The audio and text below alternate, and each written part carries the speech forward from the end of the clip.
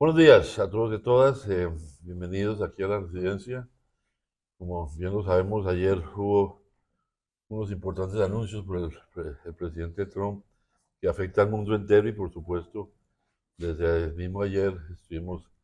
analizando, la canciller dio declaraciones eh, al respecto, pero hoy tenemos acá a la ministra de Comercio que se encuentra en Washington para una de visita distinta. Obviamente no estaba previsto ese momento, pero eh, queremos aprovechar su presencia aquí para que ella pueda también con ustedes pues compartir lo que desde el gobierno nacional venimos analizando en esta coyuntura que efectivamente afecta al mundo entero y que es un asunto de debate para no solo para Colombia, sino para todos los países del mundo. Entonces, ministra, bienvenida y adelante. Muchas gracias, señor embajador. Muy buenos días a todos y todas. Como le informa el señor embajador, desde ayer hemos venido adelantando conversaciones con la Cancillería,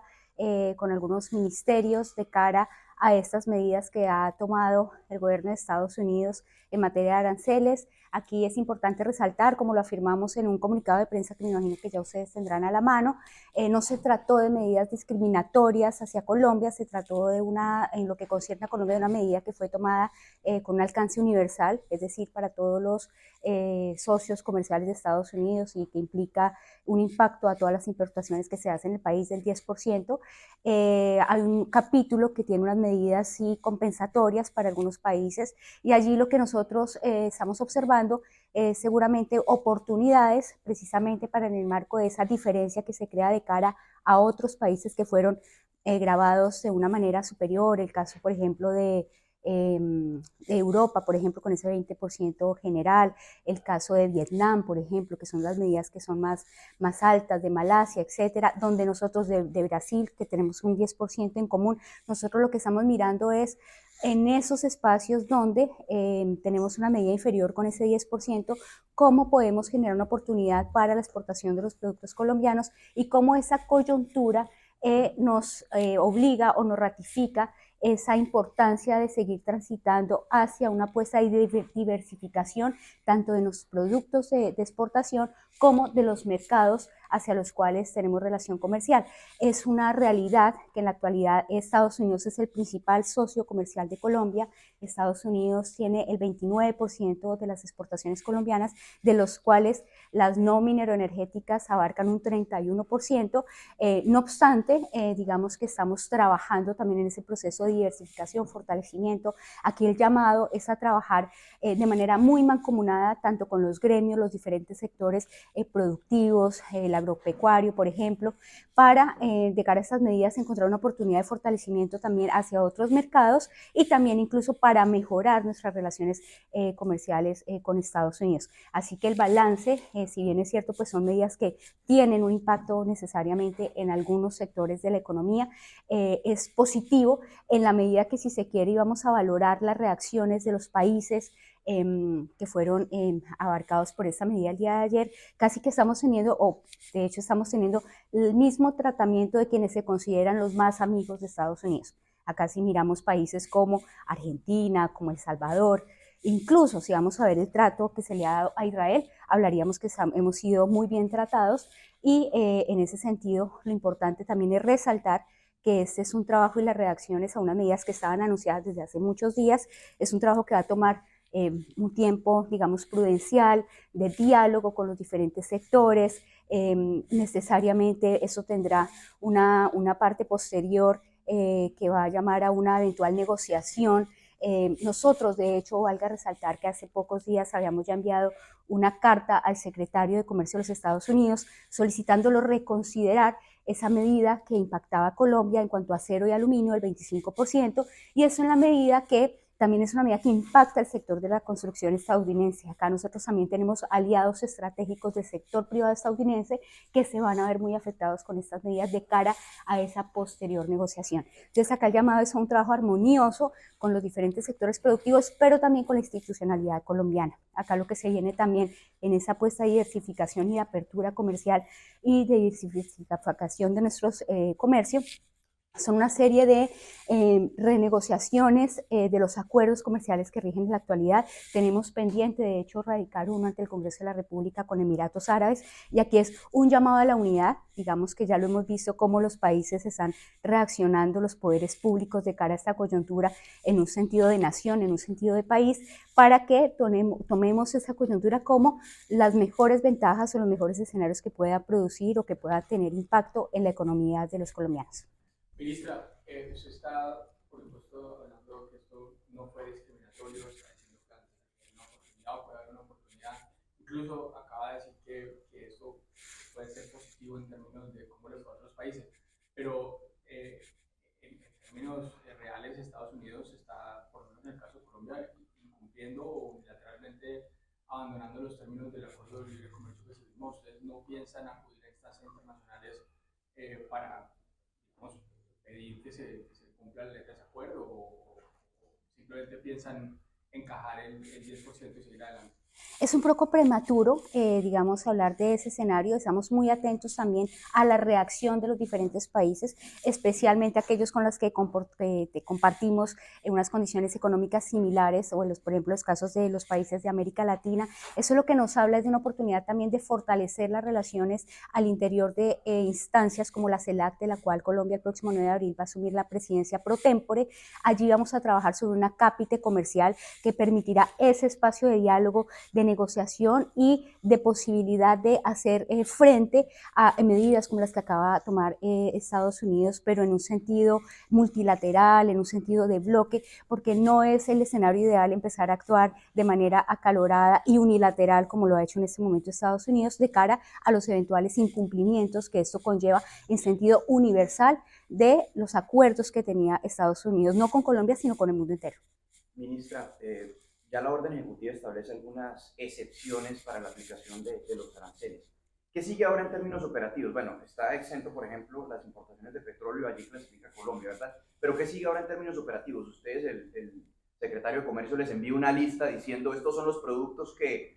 no sé, quedarían exentos del arancel, ¿o qué sigue? Estamos evaluando con los sectores productivos, haciendo un balance también con los equipos del Ministerio de Comercio, también de la Cancillería, de cuáles serían esos productos que se verían favorecidos, tanto por ese anexo número 2 que habla de los productos energéticos, no solamente allí está el petróleo, valga decir, a ver cuáles son esos productos que se podrían ver beneficiados de esta arancel cero, pero por otra parte también de aquellos productos que Estados Unidos no está en la capacidad de producir y que ofrecen, digamos, una oportunidad para Colombia, productos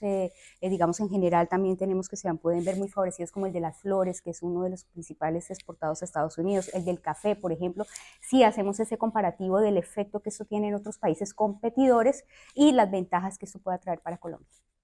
Ministra, el presidente Donald Trump ayer en la Casa Blanca terminó diciendo que si países quisieran sacar esta tarifa del 10%, las puertas están abiertas para negociar. Y hizo referencia al documento que hablaba de las barreras comerciales que hay en cada uno de los países. ¿Está dispuesta Colombia a negociar con Estados Unidos, disminuir las barreras que dice este informe? Eso lo tenemos que revisar con detenimiento. Hay identificadas por parte de Estados Unidos en la actualidad 9 puntos con Colombia que consideran que hay unas barreras allí que eventualmente tendrá que repensarse. Aquí lo que es necesario dar como mensaje es que evidentemente estamos muy dispuestos al diálogo con Estados Unidos, un diálogo que se hace tanto con el gobierno como con el Congreso, como con el sector privado. Digamos que en el marco de esta visita, que no estaba prevista, si bien es cierto, en el cuadro de esta coyuntura, sí estamos aprovechando la oportunidad para comenzar unos acercamientos con actores claves de esta conversación. O sea, ¿podrían ustedes aspirar a que se elimine el 10% de arancel a partir de la conversación sobre esas barreras comerciales?